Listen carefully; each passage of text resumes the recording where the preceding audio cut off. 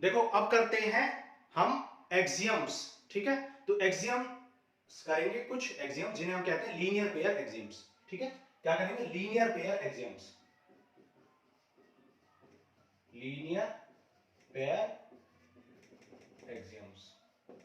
Axioms आप जानते हो, प्रीवियस चैप्टर में आपने पढ़ा था। एक्सियम्स ऐसे स्टेटमेंट होते हैं जो ऑब्वियसली ट्रू होते हैं, मतलब ऐसे स्टेटमेंट्स जो ट्रू होते हैं, उनका कोई प्रूफ नहीं है, लेकिन सब जानते हैं ऐसा तो हो ही रहा है, ठीक है। तो यही है हमारे एक्सियम्स। तो हम एक्सियम्स पढ़ेंगे। तो एक्सियम्स नंबर 6.1 कहता है कि if a ray stands on a line, अगर एक रे ऐसी है कि वो एक लाइन पर स्टैंड करती है, and the sum of two adjacent angle so formed is 180 degree, ठीक है। तो sum of two adjacent angle क्या होता है? 180 डिग्री होता है। क्या होती है axiom?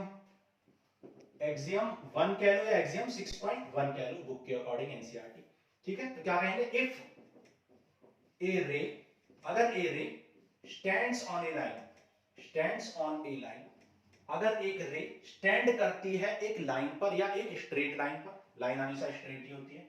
If a ray stands on a line, then the sum of adjacent angle, the sum of adjacent angle so formed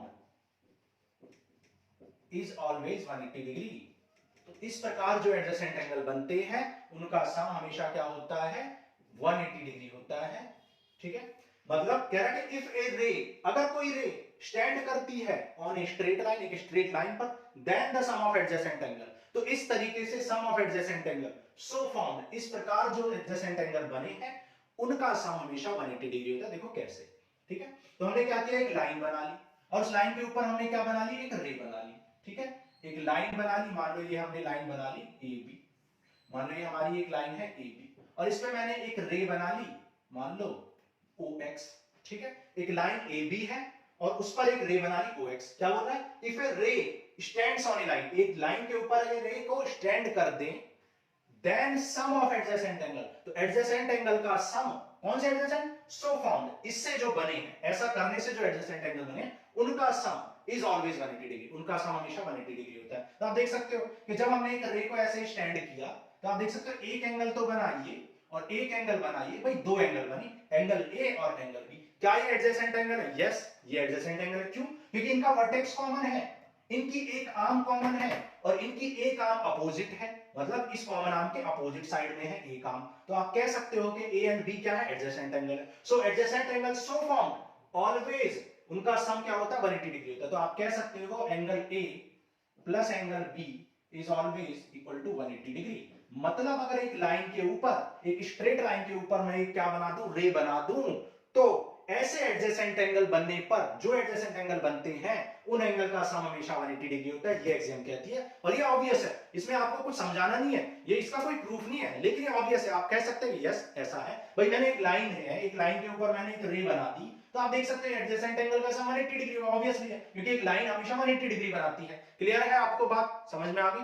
now अब देखो एक्सियम नंबर 2 करते हैं, जिसे हम एक्सियम 6.2 कहेंगे बुक के अकॉर्डिंग। एक्सियम 6.2 क्या है? वाइस वर्सा ऑफ एक्सियम 6.1 है, ठीक है। वाइस वर्सा ऑफ एक्सियम 6.1, 6.1 की क्या है? ये वाइस वर्सा है, बिल्कुल इसकी क्या है? अपोजिट स्टेटमेंट है। क्या कहता है? If the sum of two adjacent angle, if the sum of two adjacent angle is 180 degree, then the non common arms of the angle, non common arms of the angle forms है line, ठीक है। if sum of two adjacent angle is 180 degree, जैसे कि यहां पे क्या बोला था कि अगर एक लाइन के ऊपर रे बना दे तो उनका सम 180 डिग्री होता है। यहां पे उल्टा कह रहा है कि अगर सम 180 डिग्री है, देन तो क्या होता है? Then the non common arms forms a straight line, ठीक है। दोनों एक्सियम्स क्या है? वाइस वर्सा है। क्या कह रहा है कि अगर एक स्ट्रेट लाइन पर एक रे बना दें तो ये एडजेसेंट एंगल का सम हमेशा 180 डिग्री, एक्सियम 1। एक्सियम 2 क्या कहती है? इसका अपोजिट, कि अगर एंगल्स का सम 180 डिग्री है तो नॉन कॉमन आर्म्स हमेशा क्या बनाएंगी, एक स्ट्रेट लाइन बनाएंगी। अगर दो एंगल का सम 180 डिग्री है तो ये जो नॉन कॉमन आर्म्स है ये हमेशा क्या बनाएंगी, 180 डिग्री बनाएंगी। ये बात आपको समझ, मतलब लाइन बनाएंगी। ओके, नोट कर लो, ये हो गई हमारी एक्सियम 1 एंड एक्सियम 2। आगे करते हैं थ्योरम नंबर 1। ठीक है, नोट करो, एक मिनट। थ्योरम्स को करने से पहले हमारे कुछ पॉइंट्स छूट गए हैं। ठीक है, कुछ पॉइंट्स छूट गए, उनको कर लेते हैं पहले। इंटरसेक्टिंग लाइंस, इंटरसेक्टिंग लाइंस क्या होती है, जो इंटरसेक्ट करती हैं एक दूसरे को। ऐसी लाइंस, मान लो ये लाइन ए बी है और ये लाइन सी डी है। ठीक है, तो ये क्या है हमारी इंटरसेक्टिंग लाइन। इंटरसेक्टिंग मतलब जो एक दूसरे को कट करती हैं किसी पॉइंट पर। दूसरा क्या है, नॉन इंटरसेक्टिंग लाइंस। ठीक है, मान लो ये हो गया हमारा फर्स्ट, और दूसरा पॉइंट क्या है, non intersecting lines, non intersecting. तो दूसरा पॉइंट क्या है, non intersecting lines. Non intersecting lines जिन्हें हम पैरेलल लाइंस भी कहते हैं। पैरेलल लाइंस कौन सी होती है, जो एक दूसरे के पैरेलल होती है। ठीक है, मतलब जो इंटरसेक्ट नहीं करती हैं। जैसे हमने यहां पर दो लाइन ड्रॉ कर ली, ये लाइन 1 और लाइन 2। मान लो ये हमारी ए बी है और ये है सी डी। आप देख सकते हो ए बी और सी डी लाइन एक दूसरे को इंटरसेक्ट नहीं कर रही है। ठीक है, इसलिए इन्हें नॉन इंटरसेक्टिंग लाइंस कहते हैं। इन्हें पैरेलल लाइंस क्यों कहते हैं, पैरेलल का मतलब होता है समांतर, समांतर मतलब समान अंतर वाली लाइंस, मतलब ऐसी लाइन जिनका हर जगह पे क्या होगा, हर जगह पे ये जो डिस्टेंस है, इनकी परपेंडिकुलर डिस्टेंस है हमेशा क्या होगी, इक्वल होगी। ऐसी लाइंस को हम क्या कहते हैं, ऐसी लाइन को पैरेलल लाइंस कहते हैं या नॉन इंटरसेक्टिंग लाइंस कहते हैं। ठीक है, तो यहां पर ये जो डिस्टेंस है ये हमेशा क्या रहेगी, डी डी डी रहेगी। इन लाइन को कहीं तक भी एक्सटेंड कर लो, ये लाइन कभी भी एक दूसरे को इंटरसेक्ट नहीं करेंगी। ठीक है, एक और पॉइंट यहीं पर डिस्कस कर लेते हैं कि ये जो पॉइंट्स, ये जो एंगल्स होते हैं, ये वाले अपोजिट में जो ये एंगल और ये एंगल, इनको हम क्या बोलते हैं, वर्टिकली अपोजिट एंगल कहते हैं। ठीक है, इन एंगल्स को हम क्या कहते हैं, ये जो एंगल हमारे बन रहे हैं इन्हें हम क्या कहते हैं, vertically opposite angle, vertically opposite angles. ठीक है, इन शॉर्ट VOA से रिप्रेजेंट। सिमिलरली ये आपके क्या है, वर्टिकली अपोजिट। जब दो लाइन एक दूसरे को इंटरसेक्ट करती है तो ये जो अपोजिट एंगल बनते हैं इन्हें क्या कहते हैं, वर्टिकली अपोजिट एंगल कहते हैं। ये एंगल भी वर्टिकली अपोजिट है, ये एंगल भी वर्टिकली अपोजिट एंगल है। ठीक है, तो यहां पर हमने क्या सीखा, इंटरसेक्टिंग लाइन जो एक दूसरे को इंटरसेक्ट करती है। इंटरसेक्टिंग लाइन जब एक दूसरे को इंटरसेक्ट करती है तो क्या होता है, जो अपोजिट एंगल बनते हैं वो हमेशा वर्टिकली अपोजिट एंगल कहलाते हैं, और ये वाले एंगल भी वर्टिकली अपोजिट एंगल कह सकते हैं, कहलाते हैं। मतलब जब दो लाइन एक दूसरे को इंटरसेक्ट करती है तो two pair of vertically opposite angle बनते हैं। एक पेयर ये है और एक पेयर ये है। फिर हमने क्या पढ़ा, पैरेलल लाइंस जिन्हें हम नॉन इंटरसेक्टिंग लाइन कहते हैं, क्योंकि पैरेलल लाइंस में हमेशा अंतर कैसा रहता है, डिस्टेंस कैसी रहती है, समान रहती है। चाहे आप कितना भी एक्सटेंड कर लो इनफाइनाइटली, ये कभी भी एक दूसरे को कट नहीं करेंगे, इसलिए इन्हें नॉन इंटरसेक्टिंग लाइंस कहते हैं। नोट करो, फिर करते हैं theorem.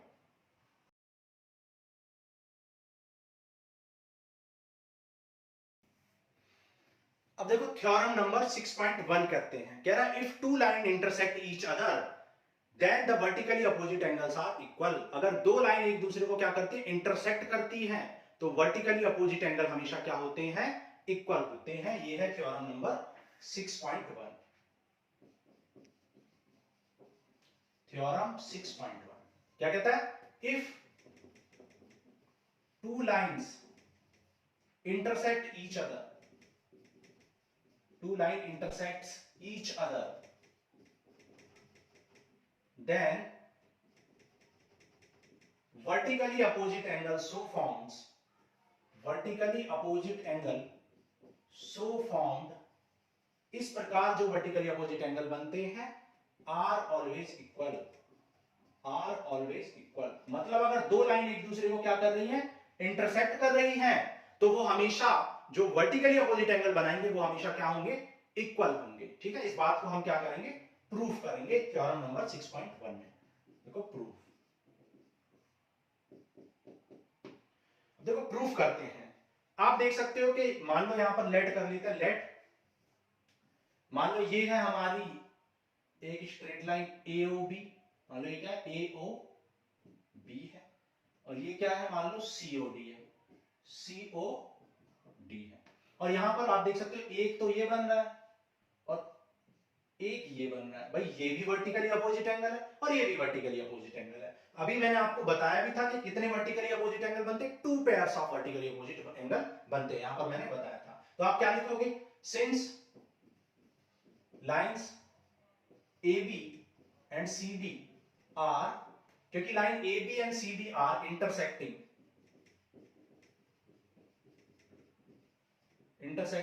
each other at O, ठीक है, क्योंकि दोनों लाइन इंटरसेक्ट कर रही है O पर, we get two pairs of vertically opposite angle, हमें दो वर्टिकली अपोजिट एंगल के पेयर बनेंगे, मिलेंगे। फर्स्ट क्या मिलेगा हमें, फर्स्ट मिलेगा हमें भाई AOC, फर्स्ट मिलेगा AOC एंड BOD। भाई AOC एंड BOD क्या है, वर्टिकली अपोजिट एंगल। और सेकंड पेयर कौन सा मिलेगा, AOD एंड COB। भाई एक तो एंगल मिलेगा AOD और एक मिलेगा COB, दोनों क्या होंगे, वर्टिकली अपोजिट होंगे। क्लियर है, ये हो गया। अब हमें प्रूफ क्या करना है, ठीक है, अब हमें प्रूफ क्या करना है कि हमें ये प्रूफ करना है कि ये एंगल्स इक्वल होंगे, ठीक है। तो हमें प्रूव करना है कि angle AOC is equal to angle BOD and angle AOD is equal to angle COB, ये हमें प्रूव करना है, ठीक है। अब देखते हैं कैसे करेंगे प्रूफ।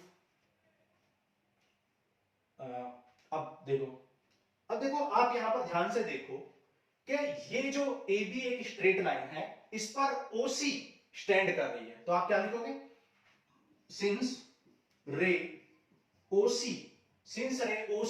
OC स्टैंड्स ऑन, हमने यहां पर रे का सिंबल लिखा OC और एक साइड में मैंने, या सिंपली रे OC लिख सकते हैं, रे आपने लिख ही दिया तो इतना ही सफिशिएंट है, ये लगाना जरूरी नहीं। सिंस रे OC stands on line AB, ठीक है, and OD stands on OD, रे OD किस पर स्टैंड कर रही है, वो भी AB पर स्टैंड कर रही है, ठीक है। रे OD also stands on AB। भाई आप देख सकते हो कि रे OC भी और रे OD भी दोनों लाइन AB पर स्टैंड कर रही है, और अभी मैंने एक्सियम 1 में बताया था, देन बाय एक्सियम 6.1, ठीक है, या एक्सियम 1 में अभी मैंने बताया था कि अगर किसी एक स्ट्रेट लाइन पर अगर एक रे स्टैंड करती है, एक स्ट्रेट लाइन पर अगर एक रे स्टैंड करती है, तो आप कहते हैं कि जो एडजेसेंट एंगल बनेंगे उनका सम क्या होगा, 180 डिग्री होगा। तो आप यहां देख सकते हो कि OC एक क्या है, रे है, और OC किस पर स्टैंड कर रही है, AB पर। भाई OC एक रे है और वो स्टैंड कर रही है AB पर, इसलिए जो एडजेसेंट एंगल बन रहे हैं, मतलब AOC और BOC दोनों क्या दे देंगे, 180 डिग्री दे देंगे। समझ आ रहा है। So then by axiom 6.1 AOC plus COB क्या हो जाएगा, 180 डिग्री हो जाएगा, equation 1। Second, similarly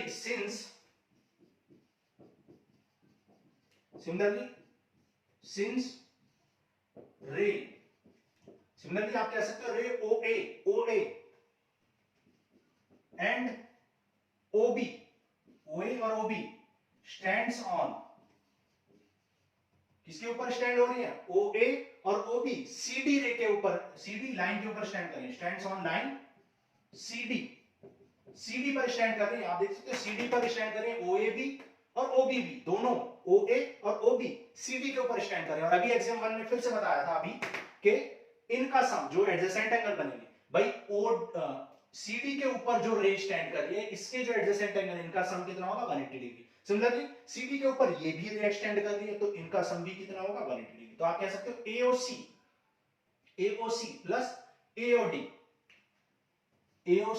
plus AOD equal हो जाएगा, AOC प्लस AOD इक्वल हो जाएगा किसके, BOD प्लस BOC के, क्योंकि दोनों 180 डिग्री है, ठीक है। क्या कह सकते हैं, AOC प्लस AOD, ठीक है। यहां पर क्या बोलेंगे हम, AOC प्लस, यहां पे हमने एक कंक्लूजन लिखा, AOC यहां पे हमने लिखा AOC और COB, एक ही कंक्लूजन लिखा। दूसरा कंक्लूजन क्या निकला था ऐसा, क्योंकि दो रे स्टैंड करें तो दूसरा क्या निकला था, दूसरा निकला था कि भाई AOC और BOC का सम 180 डिग्री। सिमिलरली AOD, सिमिलरली लिख के कर दो, सिमिलरली AOD प्लस BOD का सम भी कितना होगा, 180 डिग्री होगा। भाई फिर से मैं बताता हूं, AOC और इसका सम 180 डिग्री होगा क्योंकि स्ट्रेट लाइन बना रही है, लीनियर पेयर बना रही है। सिमिलरली AOD और BOD का सम भी 180 डिग्री होगा, ये भी लीनियर पेयर बना रही है। ओके, सिमिलरली जब मैं इस रे की बात करूं, CD लाइन की बात करूं, तो इसके ऊपर ये दोनों लीनियर पेयर बना रही है भाई, ये और ये, मतलब यहां पर AOD और AOC का सम 180 डिग्री होगा। AOD और AOC का सम कितना होगा, 180 डिग्री। एंड सिमिलरली क्या कहेंगे आप कि ये और ये 180 डिग्री, सिमिलरली ये और ये 180 डिग्री, मतलब COB और BOD 180 degree, COB and BOD 180 degree बनाएंगे। ठीक है, ये इक्वेशन 1 हो गई, ये 2 हो गई मान लो, और ये हो गई 3, और ये हो गई हमारी 4 नंबर इक्वेशन। तो 4 इक्वेशंस हमें यहां पर मिल गई हैं। अब अगर आप कंसीडर करो इक्वेशन नंबर 1 एंड 3 को बाई 1 एंड 3, अगर 1 एंड 3 को आप कंसीडर करो तो 1 से आपको क्या मिला था, AOC प्लस COB किसके इक्वल है, AOC प्लस COB किसके इक्वल है, 180 डिग्री के, और AOC प्लस AOD भी किसके इक्वल है, 180 डिग्री के इक्वल है ना भाई। AOC और COB दोनों 180 डिग्री, और AOC और AOD भी 180 डिग्री। तो यहां ये दोनों ही स्टेटमेंट इक्वल हो गए, और जब दोनों स्टेटमेंट इक्वल हो गए तो AOC से AOC यहां पर उधर जाएगा तो कैंसिल आउट हो जाएगा। तो आपको क्या मिल जाएगा, COB equal to AOD, COB equal to AOD। क्या है COB, देखो COB मतलब ये वाला एंगल, और AOD मतलब ये वाला एंगल, तो दोनों एंगल इक्वल हो गए। और हमें यही प्रूफ करना था, vertically opposite angle so found are equal, ऐसे बने हुए एंगल क्या होते हैं, इक्वल होते हैं। तो ये हो गया हेंस प्रूव्ड। ठीक है, एक पार्ट हमने प्रूफ कर लिया। सिमिलरली हमें क्या प्रूफ करना है, इसको और इसके इक्वल करना है। तो क्या करोगे, बाई कौन सी, यहां 1 और 3 ली थी, यहां 2 और 4 ले लो, बाई 2 एंड 4। 2 एंड 4 से आप क्या कह सकते हो कि AOD plus BOD equal to, AOD plus BOD equal to कितना हो जाए, COD। ठीक है, यहां पर प्लस था, COB plus BOD, COB plus BOD, और दोनों ही 180 डिग्री के इक्वल है भाई। This is also equal to 180 degree and this is also equal to 180 degree, so both are equal. तो यहां से कह सकते हैं कि BOD से BOD हो गया कैंसिल, तो क्या मिल जाएगा, AOD equal to COB, AOD और COB इक्वल हो गया, और ये भी हमारा प्रूफ हो गया, हेंस प्रूफ। क्या हो गया, AOD का है, AOD कहां है, ये रहा, यहां पे कुछ गलती की है क्या हमने,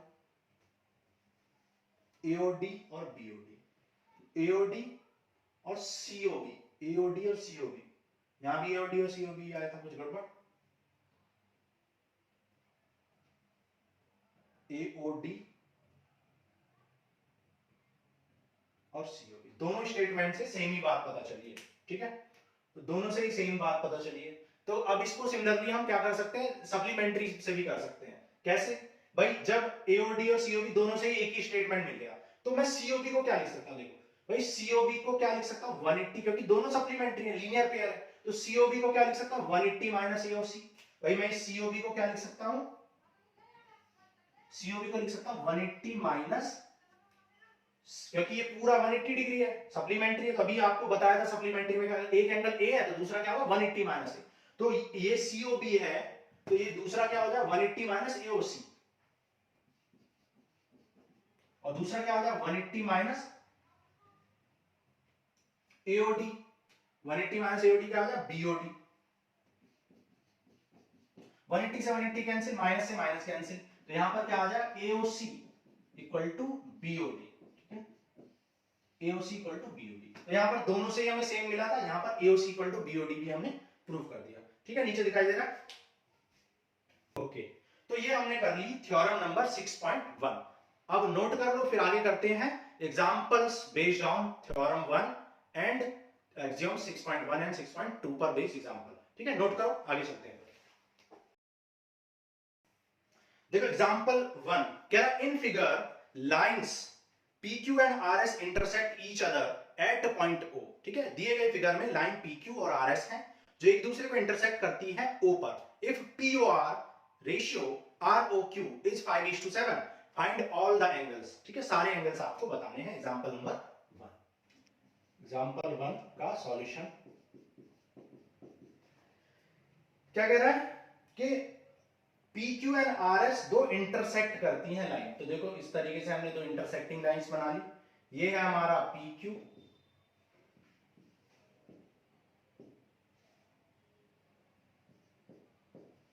ये है हमारा RS, ठीक है।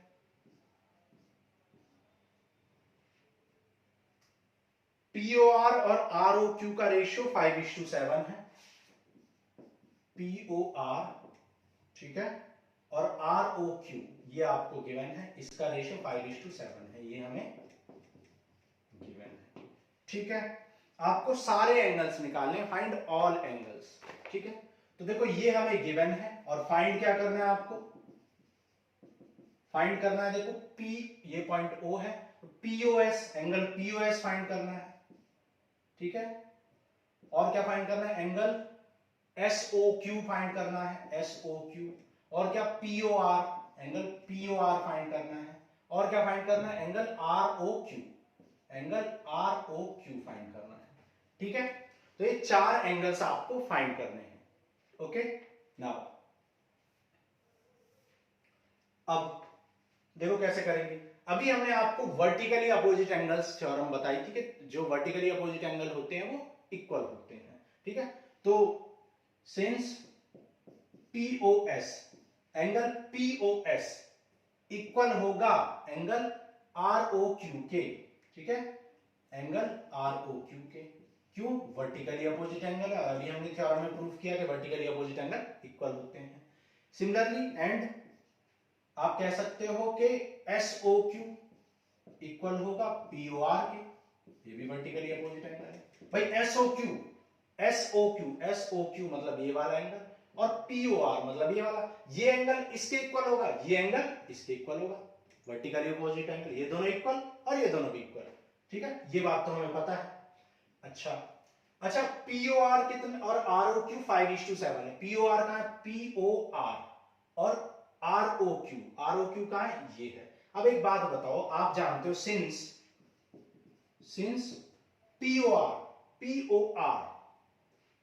Angle POR and ROQ forms linear pair, भाई POR और ROQ लीनियर पेयर बना रहे हैं क्योंकि एक ही लाइन पर स्टैंड कर रहे हैं, है ना। अभी आपको बताया था एग्जाम 1 में कि अगर दो एंगल्स क्या करते हैं, एक ही लाइन पर स्टैंड, अगर एक रे एक ही लाइन पर स्टैंड करते हैं तो जो दो एडजेसेंट एंगल बनते हैं वो हमेशा लीनियर पेयर बनाते हैं, मतलब उनका सम हमेशा 180 डिग्री होता है। तो आप कह सकते हो सो POR प्लस ROQ का सम कितना मिलेगा, 180 डिग्री मिल जाएगा। POR और ROQ का सम 180 डिग्री मिल जाएगा, ठीक है।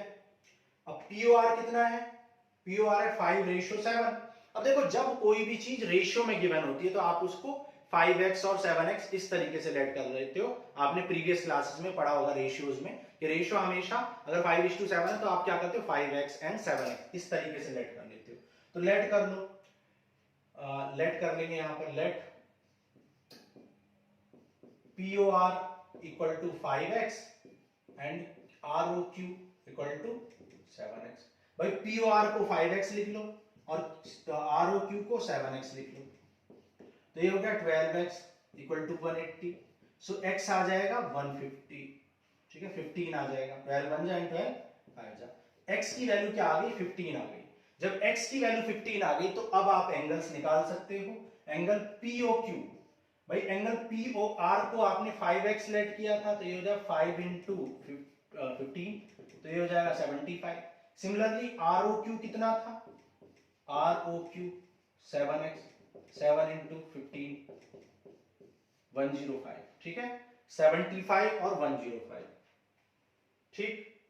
अब SOQ और POR इक्वल है, ठीक है, SOQ और POR इक्वल, और PR ऑलरेडी फाइंड कर चुके हैं। SOQ की वैल्यू क्या आ जाएगी, वही जो POR की है जो कि 75 है। ठीक है, तो ये हमारा बाकी बचा हुआ एंगल आ गया। सिमिलरली POS और ROQ इक्वल है, तो POS और ROQ, ठीक है, ये दोनों इक्वल है। ठीक है, तो ये हो गया POS और ROQ इक्वल है क्योंकि वर्टिकली अपोजिट एंगल है, तो ये भी इक्वल आ जाएंगे। तो ये भी 70, ये दो एंगल हो गए 75 और ये हो गया 105। ठीक है, तो ये हमने 4 एंगल्स फाइंड कर लिए। अब नेक्स्ट क्वेश्चन करते हैं एग्जांपल 2, नोट करो। देखो एग्जांपल 2 करते हैं। एग्जांपल 2 क्या कह रहा है, कह रहा है इन फिगर 6.10, ठीक है 6.10 आपको फिगर गिवन है, फिगर ड्रॉ कर लेते हैं सबसे पहले। ये है आपका P, ये है आपका Q, ये है O। ठीक है, कह रहा है in figure POQ OS stands on line POQ। ठीक है, सॉरी, इन फिगर 6.10 रे OS stands on POQ। POQ पर एक रे OS स्टैंड करती है जो कि आपको दिखाई दे रही है। ठीक है, रे OR and OT R angle bisector. OR क्या है, एंगल बाइसेक्टर है किसका, POS का। POS का एंगल बाइसेक्टर कौन है, OR है। ठीक है, OR कौन है, एंगल बाइसेक्टर किसका, POS का। मतलब ये एंगल और ये एंगल इक्वल होंगे, है ना भाई, ये एंगल और ये एंगल इक्वल होंगे। क्यों, क्योंकि कह रहा है कि POS का एंगल बाइसेक्टर है OR एंड कह रहा है OT is angle bisector of SOQ। और OT यहां पर OT ड्रॉ कर लो, OT क्या है, SOQ का एंगल बाइसेक्टर है, मतलब ये एंगल और ये एंगल इक्वल है। ठीक है, तो आप कह सकते हो ये दोनों एंगल इक्वल है और ये दोनों एंगल इक्वल है। ठीक है, इक्वल को ऐसे दिखाते हैं, डबल कट कर दिया तो ये दोनों इक्वल, दोनों पे डबल कट है तो दोनों इक्वल है, इन पे सिंगल कट है तो ये दोनों भी इक्वल है। ठीक है, respectively if POS is x, POS कितना है, x है, फाइंड ROT। ठीक है, तो गिवन क्या है आपको, एग्जांपल नंबर 2 में आपको गिवन है कि POS इक्वल टू x, ये बात आपको गिवन है। ठीक है, और ROT कितना है, एंगल ROT। ठीक है, ये आपको फाइंड करना है। POS x गिवन है, एंगल ROT आपको फाइंड करना है। अब देखो एंगल ROT कहां पे है ये देख लेते हैं। ROT है ना भाई, ROT, और आप जानते हो ROT जो एंगल है ये वाला एंगल है। अब ये वाला एंगल कब फाइंड कर पाएंगे, ठीक है, अब देखो मैं कराने को तो आपको ऐसे ही करा सकता हूं कि सॉल्व करके अब करा दिया, लेकिन हमें क्या करना है, हम क्यों कर रहे हैं, कोई भी स्टेप कर रहे हैं तो क्यों कर रहे हैं ये देखना है। हमें ROT निकालना है, और ROT किस पर डिपेंड कर रहा है, इस एंगल और इस एंगल पर, दोनों जब निकल जाएंगे तो उनको ऐड करके पूरा ROT भी निकल जाए। तो मुझे पहले ROS एंगल निकालना है। ठीक है, तो ROS फाइंड करना है मुझे पहले। तो सबसे पहले मैं क्या फाइंड करने की कोशिश करूंगा, ROS। ठीक है, और मुझे क्या निकालना है, और मुझे SOT निकालना है, तभी तो दोनों को सम करूंगा, और मुझे SOT निकालना है। और जब मुझे ROT निकालना होगा तो मैं क्या करूंगा, ROS और SOT को ऐड कर दूंगा और वही मेरा आंसर हो जाएगा। ठीक है, तो सबसे पहले आपको ये सोचना है कि करना क्या है, क्या फाइंड करना है। फिर से मैं बता देता हूं कि भैया ROT निकालना, ROT किस पर डिपेंड कर रहा है, ROS पर और SOT पर। तो ROS निकालो और SOT निकालो, ऐड कर दो, ROT मिल जाएगा। तो सबसे पहले ROS निकालेंगे। ठीक है, अब ROS मुझे पता है POS x है, मतलब ये पूरा एंगल, POS का मतलब क्या है कि ये पूरा एंगल मुझे पता है x है, ये वाला एंगल x है। तो और हम देख सकते हैं कि दोनों एंगल बाइसेक्टर है, तो x का आधा जब कर दोगे तो ये भी x/2 हो जाएगा, ये भी x/2 हो जाएगा। ठीक है, तो आप कह सकते हो ROS इक्वल टू हो जाएगा POS का आधा, मतलब x/2।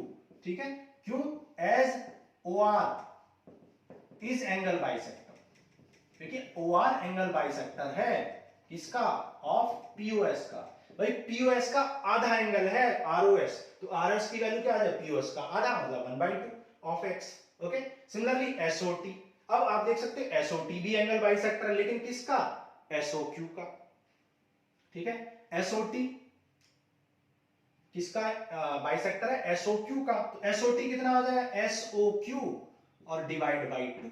ठीक है, लेकिन आपको SOQ पता ही नहीं है भाई, आपको SOQ पता ही नहीं है, तो सबसे पहले SOQ निकालो। अब आप एक बात जानते हो कि भैया POS और SOQ क्या थे? लीनियर पेयर थे, है ना। मैं फिगर को फिर से रीड्रॉ कर रहा हूं और तब आपको समझ में आएगा। भाई ये S था और ये P था, ये Q था। आप देख सकते हो कि SOQ मतलब ये वाला एंगल और POS मतलब ये वाला एंगल, ये दोनों एंगल एडजेसेंट एंगल थे और स्टैंड ऑन ए लाइन थे। तो ये क्या होंगे? इनका सम कितना होगा? 180 डिग्री। तो आप कह सकते हो एंगल POS और SOQ का सम, SOQ का सम 180 डिग्री हो जाएगा एज दे स्टैंड्स ऑन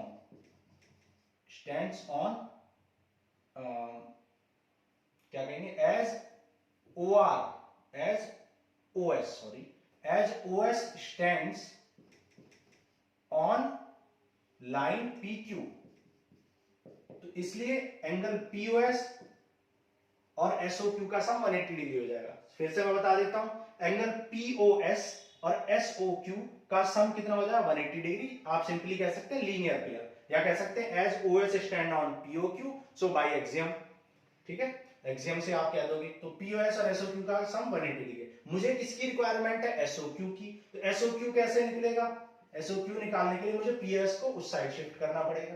तो 180 माइनस POS, तो SOQ की वैल्यू क्या आ गई? 180 माइनस POS बाई 2, और POS तो मुझे x गिवन है, तो ये आ जाएगा 180 माइनस x बाई 2। ठीक है, तो ये मैंने निकाल लिया SOT। तो ROS कितना आया था? ROS आया था x बाई 2। भाई ROS कितना आया था? x by 2। और SOT कितना आया था? 180 माइनस x बाई 2। इसको क्या कर सकते हो? x by 2 plus 180 by 2 minus x by 2। x by 2 से x बाई 2 कैंसिल, और 180 बाई 2 कितना हो जाएगा? 90। तो यहां पर ROT आपने फाइंड कर लिया and that is 90 degree. Clear है?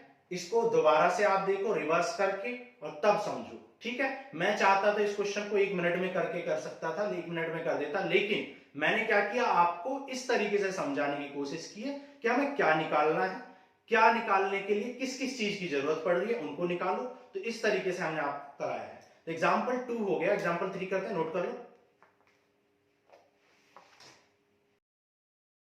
देखो एग्जाम्पल 3 करते हैं। एग्जाम्पल 3 कह रहा है कि in figure 6.11 OP, OQ, OR and OS are 4 rays. ठीक है, OP, OQ, OR और OS क्या है? 4 रेज है। रेज ड्रॉ कर लेते हैं सबसे पहले। तो ये क्या है? OP, फिर क्या है? OQ, फिर क्या है? OS, और ये क्या है? OR।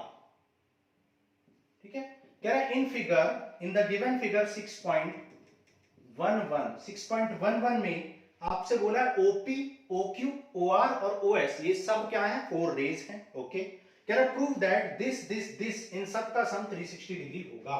तो हमें क्या प्रूव करना है? True proof. हमें प्रूव करना है POQ plus QOR plus SOR plus POS equal to 360 degree. ठीक है, ये हमें प्रूव करना है। तो देखो करते हैं प्रूफ। अब देखो एक बात बताओ, क्या यहां पर कोई भी एक स्ट्रेट लाइन मिल रही है? लेकिन अभी तक हमने जितने भी एक्सियम्स और जितने भी थ्योरम्स पढ़ी हैं वहां पर स्ट्रेट लाइन बनाई गई है और वहां देखा गया है स्ट्रेट लाइन का सम हमेशा 180 डिग्री होता है, या आप कह सकते हैं कि सप्लीमेंट्री एंगल 150 देते हैं, या लीनियर पेयर 150। तो यहाँ लीनियर पेयर बनाने की कोशिश करेंगे। तो सबसे पहले मैंने क्या किया? यहां से इसको एक्सटेंड कर दिया। ठीक है, तो यहां पर क्या किया? एक्सटेंड कर दिया। मान लो ये पॉइंट क्या है? T। ठीक है, तो एक्सटेंड OQ, ठीक है, till T as shown in figure. जैसा कि फिगर में मैंने किया कि OQ को हमने एक्सटेंड कर दिया OT तक। ठीक है, इस तरीके से एक्सटेंड कर दिया अपोजिट डायरेक्शन में, जैसे भी आप मेंशन करो कर लो। ठीक है, अब देखो POT, भाई एंगल POT और POQ कितने होंगे? 180 डिग्री बना लेंगे। क्यों? लीनियर पेयर है। क्यों है लीनियर पेयर? क्योंकि TQ एक स्ट्रेट लाइन और उसके ऊपर एक रे स्टैंड कर रही है। तो जब एक स्ट्रेट लाइन के ऊपर रे स्टैंड करती है तो लीनियर पेयर बनाता है और उनका सम 180 डिग्री हो जाता है। ठीक है, तो ये मैंने कर ली इक्वेशन नंबर 1। सिमिलरली आप कह सकते हो TOS, और आप ऐसा कह लो भाई इनका सम और इसका सम, मतलब आप कह सकते हो TOR, भाई angle TOR plus angle QOR, ठीक है, एंगल QOR, भाई TOR और QOR दोनों का सम कितना होगा 180 डिग्री। अगेन ये भी क्या है, लीनियर पेयर है। भाई TOR मतलब ये पूरा एंगल और QOR ये पूरा एंगल, ये भी तो इस स्ट्रेट लाइन पर एक्सटेंड, ये भी तो इस स्ट्रेट लाइन पर OR एक रे है, तो किसी स्ट्रेट लाइन पर जब एक रे स्टैंड करती है तो जो एंगल बनते हैं एडजेसेंट एंगल उनका सम 180 डिग्री, तो ये एंगल और ये एंगल का सम 180 डिग्री है। बट आप कह सकते हो TOR तो भैया TOS प्लस SOR के इक्वल है, ठीक है, बट TOR किसके इक्वल है भाई, TOR TOS और SOR के इक्वल है। TOR equal to angle TOS plus SOR। आप देख सकते हो कि भाई ये जो पूरा एंगल है ये इस एंगल और इस एंगल के मिलने से ही तो बना है पूरा एंगल, तो TOS प्लस SOR किसके इक्वल है, TOR के। तो हम क्या करेंगे, TOR की वैल्यू को यहां पर पुट कर देंगे, यहां पर पुट कर दो TOR की वैल्यू को, तो TOR की वैल्यू यहां पुट करोगे तो क्या आ जाए, एंगल TOS, आप इक्वेशन 2 कह सकते हो, आप कह सकते हो put angle TOR in equation 2, भाई इक्वेशन 2 में पुट कर लो, इक्वेशन 2 में TOR की वैल्यू पुट कर दो, क्या आ जाए TOS plus SOR plus QOR, है ना भाई, इनको मैंने यहां पर उठाकर पुट कर दिया, plus QR equal to 180 degree. ये होगी मेरी इक्वेशन नंबर 3। अब आप देख सकते हो मुझे TOS नहीं चाहिए था, TOS नहीं चाहिए था मुझे, और ना ही मुझे POT चाहिए, क्योंकि T तो मैंने अपनी मर्जी से ऐड किया था, तो T मुझे नहीं चाहिए, तो ये T एक्स्ट्रा इसको हटाओ, ये भी T एक्स्ट्रा इसको हटाओ, और हम जानते हैं कि T कब हटेगा, मैं जानता हूं कि POT एंगल और TOS एंगल मिलके क्या बना लेंगे, POS बना लेंगे, और T यहां से खत्म हो जाएगा। तो उसके लिए मुझे इक्वेशन 1 और 3 को ऐड करना पड़ेगा, तो एडिंग 1 एंड 3, एडिंग 1 एंड 3, 1 और 3 को ऐड कर दो, क्या आ जाए POT, भाई आ जाए POT plus TOS plus POQ plus SOR plus QR equal to 180 और 180 कितना हो जाए 360 डिग्री, ठीक है, 180 एंड 180 360 डिग्री बने। अब देखो POT और TOS, जैसा कि मैंने बताया, POT मतलब ये वाला एंगल और TOS ये वाला, ये दोनों एंगल मिला के क्या बना लेंगे, POS बना लेंगे। तो इस इन दोनों को क्या लिख सकते हैं, POS, तो ये बना लेंगे POS plus POQ plus SOR plus QR equal to 360 degree, ठीक है। तो ये चारों एंगल मिलके क्या बना लेंगे, 360 डिग्री, ओके। और यही हमें प्रूफ करना था, हेंस प्रूफ, ठीक है, यही करना था हमें प्रूफ। POQ SOR QOR और POS रीअरेंज करके आप लिख सकते हो equal to 360 and this we have to prove. तो ये हो गया हमारा example number 3। So this ends with your second introduction of exercise 6.1, ठीक है। अब नेक्स्ट क्लास में हम करेंगे एक्सरसाइज 6.1 को सॉल्व। सो आज के लिए इतना ही, थैंक यू।